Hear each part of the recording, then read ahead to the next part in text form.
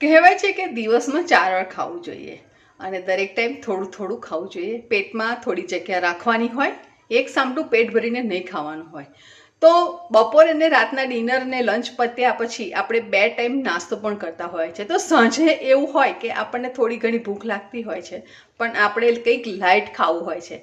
તો આજે હું તમારા માટે એવી જ કંઈક નાની ભૂખને સંતોષવાની રેસીપી લઈને આવી છું. તો ચાલો મારી સાથે મારા કિચનમાં શું બને છે.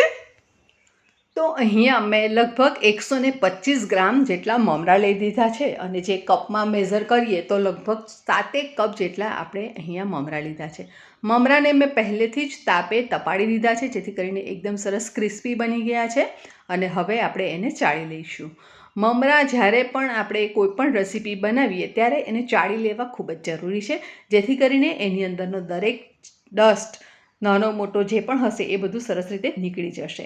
તો તમે જોઈ શકો છો કે ડસ્ટ આપણો આ રીતે સરસ નીકળી ગયો છે અને મમરા એકદમ ચોખ્ખા થઈ ગયા છે અને સાથે ક્રિસ્પી પણ.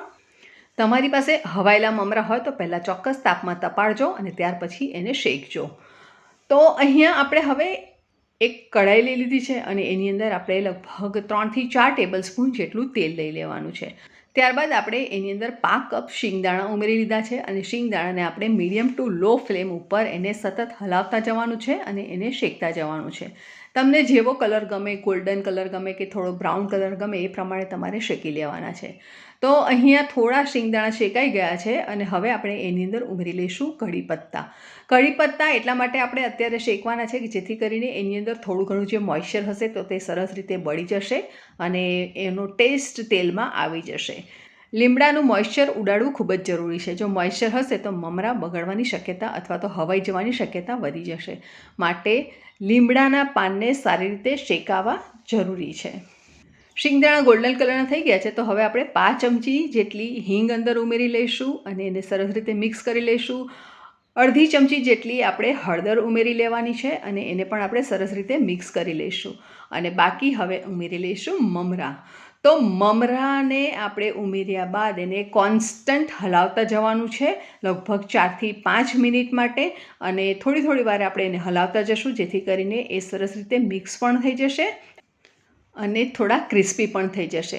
તો મમરાને આ રીતે મિક્સ કરીને લગભગ આપણે 4 થી 5 મિનિટ માટે એને શેકાવા દઈશું, જેથી કરીને ક્રિસ્પી તો છે જ પણ છતાં પણ સરસ રીતે શેકાઈ જશે અને ક્રિસ્પી બની જશે. તો મમરા આ રીતે આપણે થોડી વારે હલાવતા જશું અને મિક્સ કરતા જશું ત્યાં સુધી આપણે મમરાની અંદર ઉમેરવાનો એક મસાલો પણ રેડી કરી દેવાનો છે. તો આ સાઈડ આપણે મમરાને થોડી વારે હલાવતા જશું ત્યાં સુધી આપણે મસાલો પણ બનાવીને તૈયાર કરી દઈએ. તો મેજિક મસાલો બનાવવા માટે આપણે એક મિક્સીના જારની અંદર 1/2 ટેબલ સ્પૂન વરિયાળી લઈશું, 1/2 ટેબલ સ્પૂન લાલ મરચું પાવડર લેવાનું છે, 1/2 ટીસ્પૂન ચાટ મસાલો લીધો છે, 5 ચમચી જેટલું મીઠું અંદર ઉમેરવાનું છે અને 1/2 ટીસ્પૂન આપણે આમચૂર પાવડર લેવાનું છે. ત્યારબાદ આપણે 2 ટીસ્પૂન જેટલી અહીંયા ખાંડ ઉમેરી લઈશું. વધારે તમને ગમે તો 1 ટીસ્પૂન જેટલી બીજી ઉમેરી શકો છો. 1/2 ટીસ્પૂન જેટલું આપણે અહીંયા ઉમેરી લેવાનું છે સંચળ પાવડર અને એને મિક્સીમાં પાવડર ઝીણો બનાવીને તૈયાર કરી લીધો છે. હવે આપણે મમરા સાઈડ જઈએ તો મમરા સરસ શેકાઈ ગયા છે, મિક્સ પણ સરસ રીતે થઈ ગયા છે અને એકદમ ક્રિસ્પી પણ બની ગયા છે. ચેક કરી લઈએ. તો હવે આપણે એની અંદર ઉમેરી લઈએ મસાલો. આ બધો જ મસાલો આપણે એની અંદર ઉમેરી લેવાનો છે અને મરચું કે પછી ખટાશગઢ પણ તમને જે પ્રમાણે વધારે ઓછું જોઈએ એ પ્રમાણે તમે અંદર ઉમેરી શકો છો, પણ બેલેન્સ ટેસ્ટ આ પરફેક્ટ છે એટલા માટે બસ આ રીતે મસાલો ઉમેર્યા બાદ 1/4 કપ જેટલી અહીંયા આપણે સેવ ઉમેરી લીધી છે.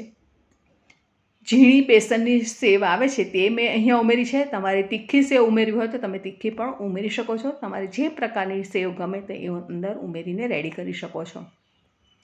બધું સરસ રીતે મિક્સ કરી લેવાનું છે અને એને એરટાઇટ ડબ્બામાં ભરી દેવાનું અને તમે લગભગ આને 1 મહિનાથી 1.5 મહિના સુધી ખાઈ શકો છો, પણ મારા હિસાબે 4 જ દિવસમાં આ ડબ્બો ખતમ થઈ જાય, એટલા સરસ ટેસ્ટી બને છે.